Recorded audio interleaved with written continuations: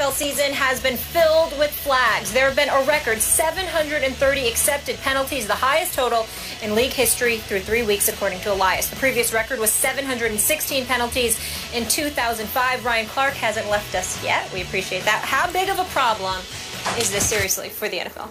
It's a big problem because it makes games look sloppy. Yep, it makes it look unprofessional.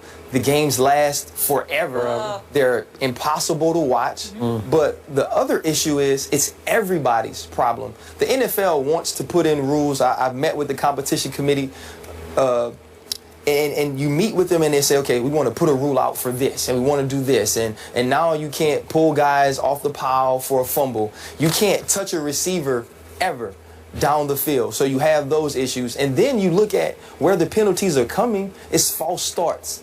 That's a player penalty. You need to know the snap count if you're on the offensive line and wait for the ball to be snapped. Watching Aaron Rodgers is fun, but does any quarterback in the league get more free plays than he gets? Because people just jump off sides and then they run everybody down the field. He throws it up with no consequence. Tell him that. Tell him. And you know, and he's like, you listening? You're doing your computer over. You're not. I'll take what I can get because I know you're jumping some off knowledge sides over here. So it's becoming a situation to where it needs to be coached better. But we also have so many rules now in the NFL, and referees, so many points of emphasis coming into every year. You watch Clinton Dix the other night. He makes a hit on Jeremy Maclin. It's with the shoulder to his shoulder, and they immediately throw the flag. That's probably a play that when it comes to fines, they'll say, oh, that wasn't the right call. So then there's calls on the referee. Everybody needs to get together and start to solve their own problems. Stop looking at the referee, stop looking at the players or the NFL saying, well, you're making me call these things. You're making me err on the side of caution. Players, understand, do your jobs the correct way. Some penalties are going to happen because sometimes you're going to get beat.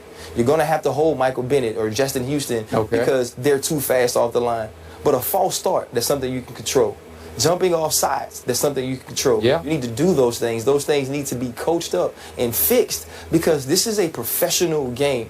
We want it to look professional. Well, if you're saying that, Ryan Clark, then why are there too many rules? The fact of the matter is that it seems to me like the same rules were always applicable. Not to say that there aren't new rules, because we know there is. But the point that I'm trying to make is that when you talk about offsides penalties and things of that nature, and you're highlighting the lack of professionalism guys show because their lack of discipline in really applying the rules, then why are we talking about there are too many rules? Why are we not saying how these guys are not being coached well enough? I said it's an everybody problem. But to me, I don't know if it's a league problem. And the reason why I don't know if it's a league problem, you know you can't jump off sides. You know stuff like that. You know you can't have false starts. You know that. So that the last time I checked, that rule existed back in, what was it, 2005, when the previous record was 716. It existed back in 2000. It existed back in 1995, 1990, 1985. The list goes on and on. There's a whole bunch of rules that have been in place, but those rules seem to be similar. If they had a breakdown of exactly what penalties were being called, I think we have. I got it. The most is offensive line holding. That's what I didn't see that in here in this story. I'm sorry. I just feel that it was 730 penalties last year. It was 661, so it's up 69 from a year ago. I saw those numbers, but I would like to know what the breakdown is, because if we find out that it's rules that have been in place for generation that these guys are breaking, then to me that speaks more to the coaching. If it's new rules, then it is a combination of maybe the coaching and the fact that the NFL may be just adding too many rules. Y'all see where I'm going? All right. Okay. By far the most, these are accepted penalties, not just called, but accepted. 154 holding penalties. That's by far the most. And second most is false starts accepted, 119. Holding and false starts. How long have those rules been around? You do realize, though, Stephen, I said that. You did? I said that. I said holding and false starts. No, I'm pointing to what you said. I'm saying to you that that ain't about the NFL. That's about coaching. No question. That's about players taking responsibility as well. Listen, I was ashamed of my Dallas Cowboys at Philly. They had a franchise record 18 penalties, and a whole bunch of them were false starts, some by Jason Witten. I don't know what he just jumps off. I don't know what he's doing. Okay, is that a CBA problem because practice is more limited now and you don't have as much time to work on this? Because this is just rudimentary ABC stuff. But you know, Some of I would say this, the physical stuff could be. You don't get to have as many one-on-one blocking sessions. So you look at holding in that sense. That just could false be a thing. starts. Just stay on the snap count. But false starts, I don't need to go out and practice a lot to make sure that when Tony Romo tells me it's on 2, to leave on 2. It's That's simple. nothing. And for Jason Witten, a 10-time Pro Bowl. Yeah, I don't get it. And holding. Okay, now we're back to the Shaquille O'Neal syndrome. When he was in his prime, he was just he was unreffable because he would get the ball in the post, you remember this, and he would just fall backwards and pout backwards toward the basket, and he was either charging or getting fouled. Which is it? I don't know. Well, a lot of this holding stuff, you literally could call it on every play. Maybe 3 or 4 players are holding, right? Right. Because it's just this tug of war. It's this battle for ground, sacred ground. And I don't know how you ref it. It's almost unreffable.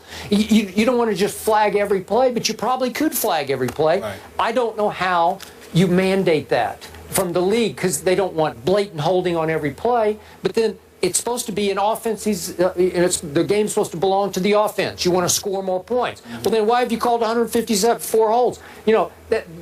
Maybe you should just let it go. What if you just let them hold? Well, right? well, they're taught to hold. They're taught that that's the way you block. You get your hands inside and you grab cloth.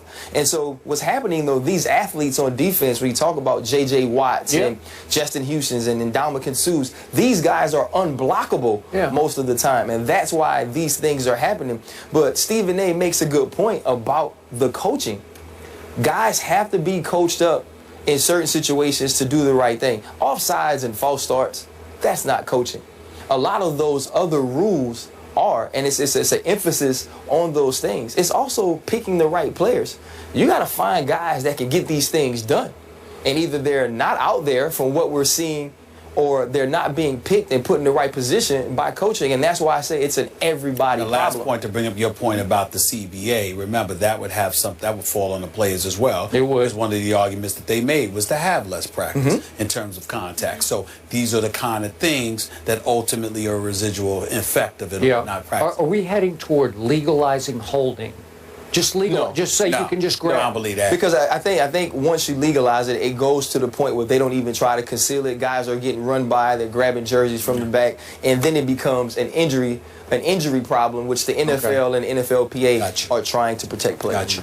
It'll be interesting to see how the league responds. Ryan, thank you so much for hanging out with us. We appreciate it. Stephen A. approved of my suit, so because he's always on me, catching me in the hall. He's like, I don't know about that, brother. So well, right now it ain't even about your suits. I think you like trying to look like Ray Lewis with the muscles coming out of all of that stuff. You see how big Ray Lewis? Out, guns out. Somebody.